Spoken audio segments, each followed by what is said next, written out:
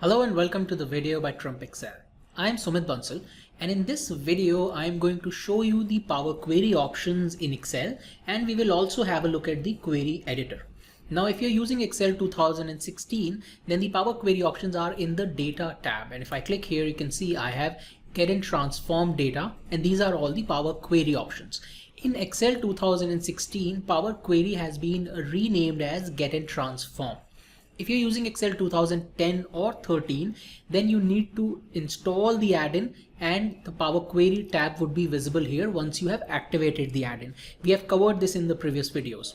Now here, as you can see, there are these options to connect Power Query to different sources. So for example, I have the Get Data option here, and if I click on it, it shows me all these options which I can use to connect Power Query or this Excel file to a source data. That data could be from a workbook, it could be from text file, XML, JSON, it could be databases, it could be Azure, it could be online services, or it could be any other source, which can include a web or a blank query. Now there are these many different sources, and based on where you have to get your data, you can use any of these options. The process is quite straightforward. It'll ask for authentication in case you are connecting it to a database, and then you can fetch the data in the query, and once it's in the query, the process is quite straightforward no matter from where you get the data. Now there are some options that are quite frequently used, such as getting the data from text or CSV, or getting the data from web or the table or range in the workbook. So these options are also available here, but these are also available from these options. So for example, if I go to from file, then I have the text and CSV option, or if I go to other sources, I have the table and range option. So these are all already available here, but they have also been given here. Now, as I mentioned in one of the previous videos, that Power Query has been evolving, which means that the Microsoft team that's working on this may change these options in the future. They may decide to not show these options here. So what you see here, what's important to know is that these options exist. The placement, where they are, in which group they are, it might change in the future, so don't be worried about it. Then we have the recent sources option, where you can check the recent sources of the connections that you have used. You can use existing connections, you can refresh the queries, and then you have the queries and connections. If I click on it, it opens the pane here that will show you all the queries and connections that already exist in the workbook. As of now, we don't have anything. Now let me also show you the query editor. So if you go to from other sources, here I have blank query, and if I click on blank query, it opens the query editor, and this is where you would be transforming the data. So you fetch the data here, and then you change the data. Now since I have opened a blank query, there is no data in this, but when you connect your data to, let's say, a text file, or import the data from a CSV file, then you'll have the data here, and then you can transform it. Now there are these 5 options here, just like the Excel ribbon. First one is file here, which will show you how to close and load the query. You can load the query to an Excel workbook, or you can create a connection, or you can, I think, load it to a Power Pivot model.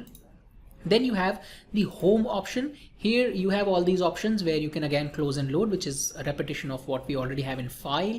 Then you have these options. We will see how these options work in the subsequent videos, but the idea is that you just get familiar with the ribbon and the options available. So for example, there is something where you can split the column or group the columns or data.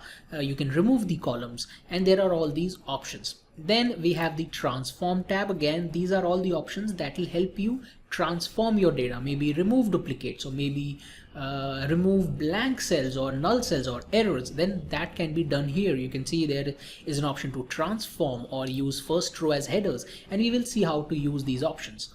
Then there is this option to add a column. So for example, if you import your data from a text file or a CSV file or an Excel file, and you want to add additional column to it, then you can do it by using these options, and these are quite interesting options. We'll see how to use this in subsequent videos. And then we finally have view, where you can see if you want to view the formula bar, or if you want to view the query settings and all. Now, what's very important in this query editor is this part here on the right, which is query settings. If you don't see this, you can make it visible by clicking here. So if you don't see query settings and it's not here, you simply come here, click on query settings, and it will be visible. The first thing here is the name of the query, which is not a big deal. You can name the query whatever you want, just don't have spaces in between and follow the rules that are there for the named ranges. But that is very important, which is the applied steps.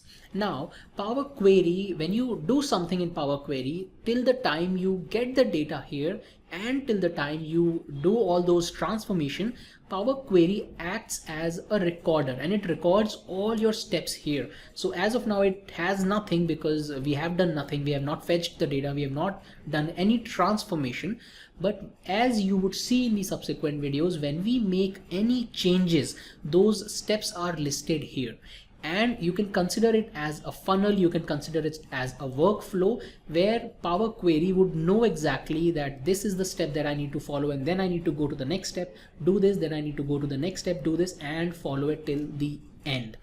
The reason this is so important is that once you have all these steps set, you have kind of automated your work. So for example, if you have everything set here, you can change the source and refresh the query and everything would be done on the new source data. So we will see how this works, but this is a very important part, and in the rest of the video course you will see me referring to this part again and again. So this is the query editor. When you are done with the query editor, you can simply go to File, Close and Load. This would load it to the default destination, which is usually an Excel workbook, and you can also load to other positions, other places such as a connection, and we'll see how this works. So this is how the query editor works. You can close this here and you can keep the changes if you want, or you can discard the changes. We have done nothing, so we'll discard it anyway. So these are the options for Power Query, or Get and Transform as it's called, and the query editor that we have seen. That's it in this video. I hope you found this useful. Thank you and have a nice day.